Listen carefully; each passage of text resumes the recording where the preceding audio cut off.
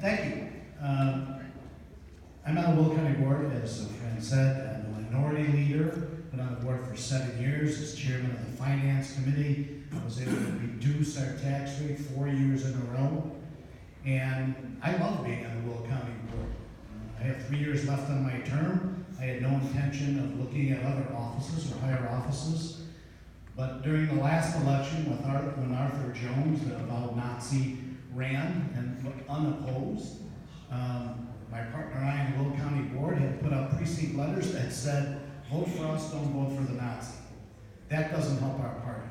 So that was my number one reason for running. I felt I needed to help the party and put a credible name on the ballot.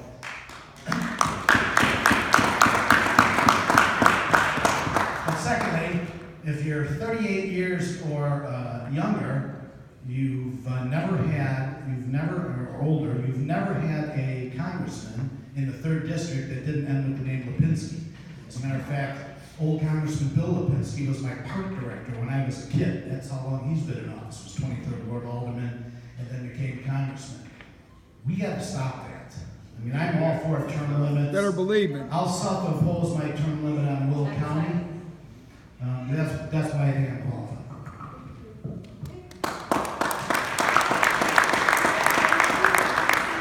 What are your qualifications and why are you running? Hello, and thanks for coming in. Catherine O'Shea. My qualifications, I've been working with the public my entire life. I'm in real estate for over 30 years. I have my own company, O'Shea Realty, for the last 5.5 years. I work for the 2 big corporations that are out there. So I work with the public, I see what's happening. Taxes are driving people out of Illinois, and I know this position is on a federal level.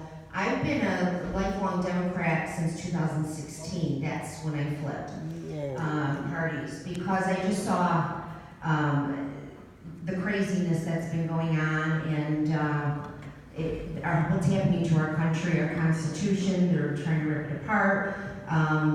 Freedom of speech, guns. I'm going to protect our Constitution. That's number one. And also, again, working with people, I hear there are other concerns. They want more women in Congress. I'm 54 years old, divorced, mother of 3.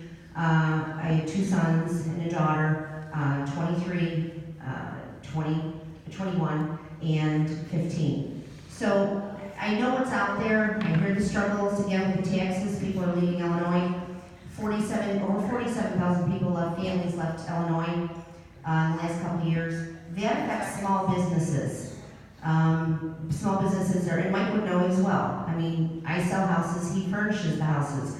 So if your families are moving, you're losing 5 rooms average of furnishing homes even. All right, Mr. Fricilone, we'll go with you again. Would you please share us your top 2 legislative priorities at the federal level after moving from Will County straight to DC with this possibility? So what would you do, your top 2? Well, my top priority is getting the House back for the president. I mean, I think that's going to be instrumental in any other priority that I can do. I spent a lot of time out in Cornwall County in Washington, and we've been to a lot of meetings. Vice President Pence attended the last 2 that we were at.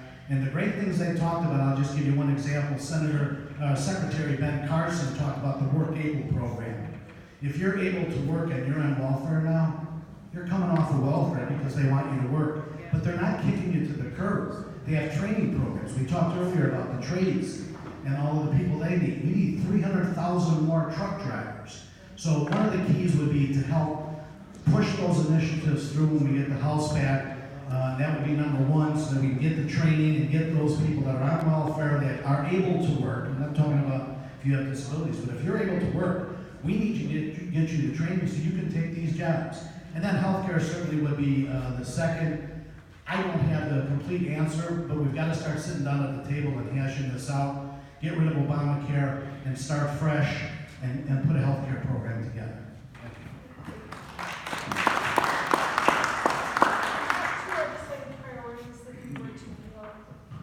Again, well, just to keep our Constitution intact and not let the Democrats rip it apart.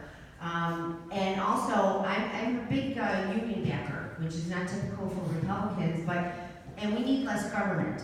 And you will have less government if you back unions. One union worker in the family of the household supports a family with a living wage and health care. They have health insurance. My son who's 23 is in the carpenters union. He just bought a house in March. He's 23. I come across people all the time in my business of 30 years doing real estate. They're losing their houses. They're people my age taking care of their grandkids, and they can't afford their mortgage payment. And the only way taxes will get lower is if you get rid of the layers of government. That's the only way, because somebody has to pay those agencies. That is the only way. We have, I think, 7,000 in Illinois, layers of government. Unnecessary. I was also the Worth Township Trustee of Schools president. I was there for 6 years. We invested all the monies from the schools in Worth Township, over $300 million. And that's one office that really doesn't need to be there. The townships really don't need to be there. The county can do what the townships do. All right, Ms. O'Shea, you'll be the first one to answer this.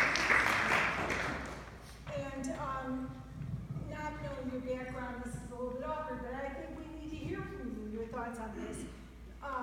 The Illinois GOP has struggled over the past few decades to beat the Democrats in the state. How would you conduct your campaign in 2020 in a way that would show leadership and direction and bring the Illinois GOP's different party factions together for success? Well, again, it would be supporting the unions, because the unions are big backers of the Democratic Party. And only because the Democratic Party has changed over the years. They seem to be for the worker, but not the way they used to be. The only reason why the Democrats back the unions is because they need somebody making a good living wage to pay for these insane taxes that's put upon us. That's the only reason. So again, we have to get rid of that. I wouldn't get too comfortable, though, assuming it's a slam dunk for the Republican Party, because a lot of people that I run across getting signatures in that, they're just done with the Democratic Party. They said, we're done. Now, if Madigan gets out, if he does resign, people may have a second thought and think, well, you know what, we can still give the Democrats another try now that Madigan's out. So let's not get lazy, let's keep pushing along, and let's get in there and get the House. Let me ask you a question, Paul. Sure. When you talk about unions, are you talking about public sector unions or private sector unions? Private sector unions. Is there a The difference? trade. Is there a difference in Yeah, your well, absolutely, because for example, the schools, not that I'm against their unions, I mean, they just had in Chicago, they just had their strike in that and got an agreement there. But it's tax funded. We have to get rid of taxpayer funded agencies. There's 7,000 in Illinois. There's no need for that. There are agencies that are doing the same jobs. There's no reason for that. Like again, counties can do what the townships are doing. That's just one example. Okay, Mr. Fricilone, I'm going to ask you the same question. The question was intended for you to begin with. It's okay. The Illinois GOP has struggled over the past few years. How can you provide leadership and direction to bring the factions of the Republican Party together so we can head towards success? It's a great question. I have a question for everybody here. How many millennials are in the room? Not enough.